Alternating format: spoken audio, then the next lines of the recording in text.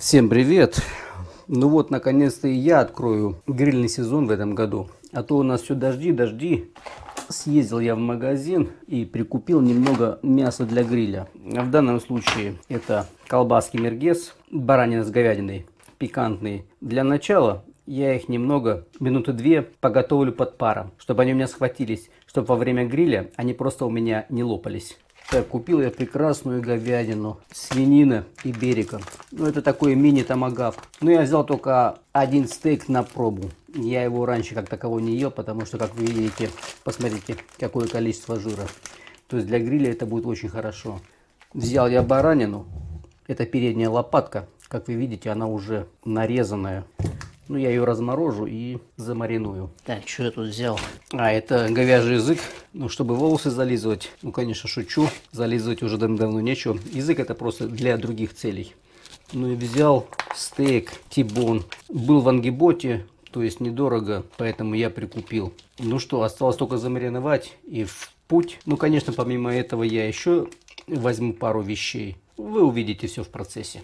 Теперь занимаюсь непосредственно подготовкой. Значит, я взял по овощам буквально 2 болгарских перца и 6 морковин. Перец я очистил, морковь очистил, порезал. Добавил буквально 2 лепесточка чеснока и немного тимьяна. Чуть-чуть перца и немного оливкового масла. Готово. Солить не буду. Запечатываю, убираю в сторону. По картофелю много здесь рассказывать не нужно. Картофель, немного оливкового масла, чуть-чуть совсем. И хорошо помытый картофель заворачиваю внутрь. Не солю, не перчу, ничего. Все, он у меня готов. Также я буду делать баклажаны. Баклажаны я хорошо пропитал маслом. Очень хорошо пропитал маслом. Немного перца. Вот такую вот маленькую веточку росмарина. И буквально 2 лепестка чеснока. Также в фольге я буду делать, точнее запекать рыбу. В данном случае у меня макрель. Маленькая веточка тимьяна. 1 лепесточек чеснока. Поперчил и посолил. Я солю рыбу сразу. Мне хочется, чтобы она пропиталась. Да, и немного масла. И заворачиваю ее в пекарскую бумагу. Не в пергаментную, а в пекарскую. И далее также в алюминиевую фольгу. Все, эти вещи у меня все готовы. Я убираю их в холодильник. Идем далее.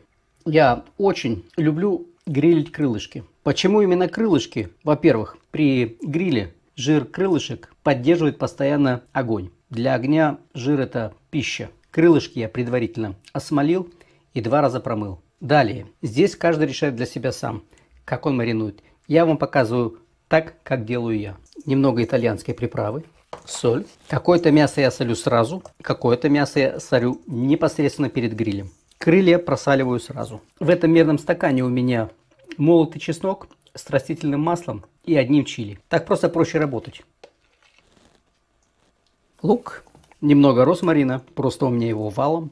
А вообще я вам хотел сказать, что росмарин, что тимьян, вот в таких небольших коробочках, если он свежий, он может простоять спокойно в холодильнике у вас до 1 месяца. Но это так, на всякий случай. Немного перца, немного разомну лук, чтобы он пустил сок.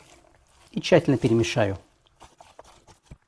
Готово. Следующим шагом я буду мариновать баранью лопатку. Вы видите, что я вчера купил уже нарезанную. Это, в принципе, очень удобно. Ее я тоже буду солить сразу. Сразу немного чеснока, немного лука. И приправу я добавлю каджун. Она очень хорошо подойдет к баранине. Ну, к баранине, конечно, очень хорошо подойдет росмарин. Перчить я не буду, потому что того чили, что у меня находится в чесноке, достаточно. Специи тщательно вотру. Все, готово. Следующим шагом мариную стейк. Стейк у меня свиной. Это испанская свинина иберико. Она очень жирная. Но для гриля будет, конечно, превосходно. Так как я в дальнейшем ее буду замораживать, поэтому я ее порезал довольно толсто. Примерно у меня кусочки по 300 грамм. После гриля вы видите, что у меня количество мяса очень большое. То есть часть я какую-то немного погрилю с тем условием, чтобы она внутри еще оставалась сырая. Я ее распорционирую и заморожу. Если мне понадобится кусочек мяса, я достану его, заброшу в свою небольшую духовку и прогрею. Запах дымка у меня сохранится. Вкус, естественно, само собой разумеется. И сочность также, потому что мясо порезано толсто. Мясо я тоже солю. А сюда я буду использовать приправу, которая называется гриль Бразиль. Она так и называется. Гриль Бразиль. Она мне очень нравится, поэтому я ее применю. Чеснок и остатки лука.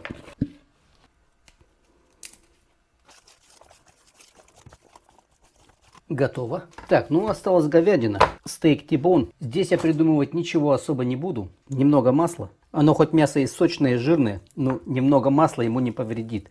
Это будет отличная пища для углей. И мясо быстрее приготовится. Чеснок.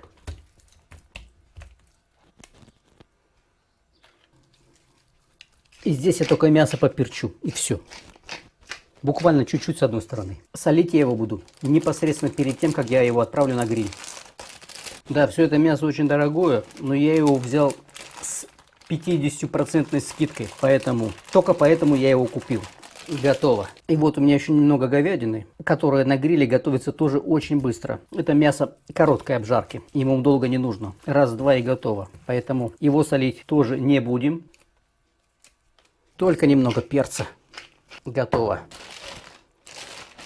Ну что, гриль у меня все готово. Через 3 часа могу выезжать. Ну вот, я на месте.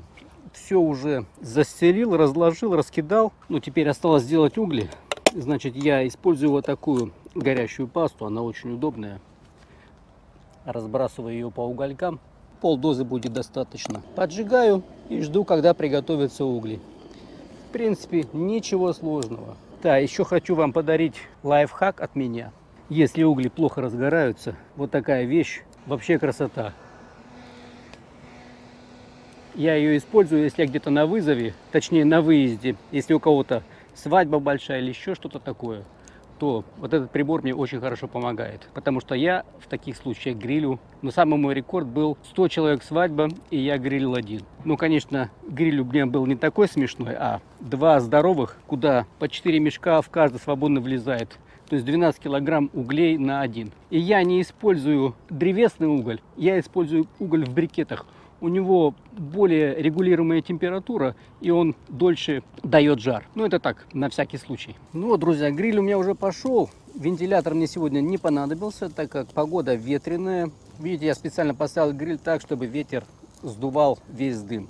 И теперь начинаю грилить. Грилю я, как правило, различные части мяса, чтобы гриль получился равномерный, чтобы он у меня не сгорел. Здесь самое главное теперь не зевать и вовремя переворачивать. Картофель у меня уже почти готов. У меня только уголь начал формироваться, и я картофель сразу же отправил сюда. Но ему, в принципе, ничего не будет, потому что он в алюминиевой фольге. Вот, как я говорил, куриные крылышки, они дают хороший жир.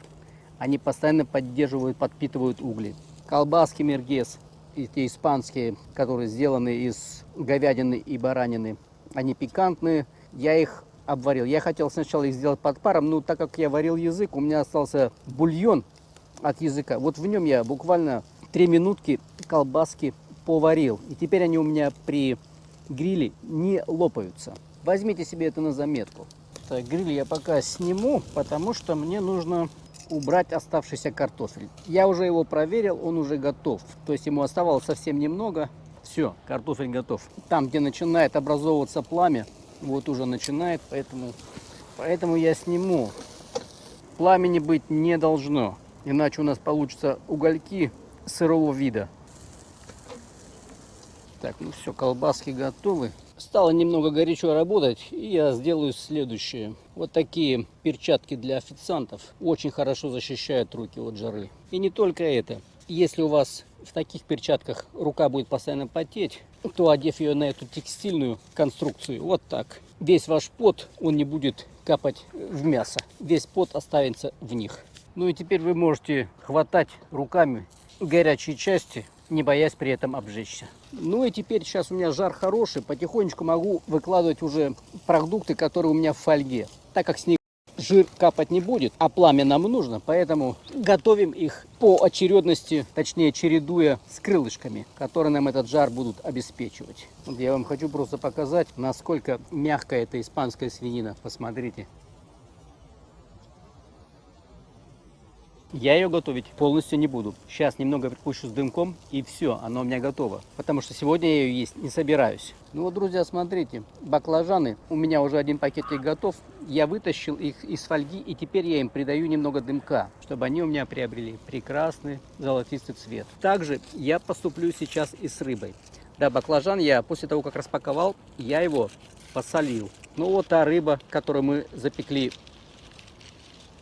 в бумаге. И теперь я ее также буквально коротенько отправлю на гриль, чтобы она взяла дымок и чтобы она стала коричневой, точнее золотистой. Овощи, после того, как я их приготовил, достаю просто из фольги и немного присаливаю. Как вы помните, соль я в них не бросал. При гриле самое главное не торопиться и не заниматься чем-то еще параллельно. Это к хорошему не приведет. И постоянно переворачивайте, постоянно. Так, ну вот баклажаны, посмотрите. И теперь я их отправляю просто на гриль без фольги. Присаливаю, не забываю. Вот обратите внимание, вот пекарская бумага, я не знаю, как себя поведет просто пергаментная. Я больше чем уверен, что она прилипнет и соберет с собой всю кожу. Хотя здесь даже тоже вон немного хватает. А в пекарской этого практически не происходит. Вот, обратите внимание, красавец мужчина. Макрель, конечно, для гриля очень прекрасная рыба. Скажем так, для меня, для гриля она именно самая лучшая. Так, ну вот, друзья, в принципе, весь гриль я уже сделал. Все мне подходит к концу. Видите, мясо еще, оно хорошо погрилено с обеих сторон, но внутри оно сырое. То есть то, что мне и нужно. Есть я его здесь на природе не буду, я все заберу домой. И дома в спокойной семейной обстановке задвину в духовку и доведу его до готовности. Мясо нужно немного снять, чтобы прогорел здесь весь жир. Ну, буквально еще чуть-чуть, еще немножко и готово. Овощи готовы. Я добавил еще немного чеснока, немного присолил, готово. Картофель готов, рыба готова, все готово. Еще момент, лепешку запеку по-быстрому. Я, честно говоря, не понимаю тех людей, которые пытаются на гриле приготовить из сырого теста. Но вот честно скажу, у меня такое не получается. Это бесполезная трата времени. И как бы мне не показывали, что там не предъявляли, просто тесто, оно не успевает спечься, потому что температура высокая. Поэтому я делаю проще. Имеющуюся у меня в наличии лепешку, слегка дам ей дымка, хрустящести, и все, она готова. Видите, она уже начинает гореть, хотя я периодически ее переворачиваю. Ентова будет достаточно. Дело за малым — затушить огонь. Сейчас все остынет в мусорный мешок и все заберется с собой. Как я сюда приехал на чистое место, так я его и оставлю. В принципе, Америку я для вас не открыл. Каждый маринует так, как он может, так, как ему нравится. Я вам показал просто свою версию, как я это делаю в Германии. Да, и помимо этого гриля, хочу вам порекомендовать несколько соусов, которые находятся на моем канале. Ссылки я на них оставлю. А на этом я с вами прощаюсь и до новых видео.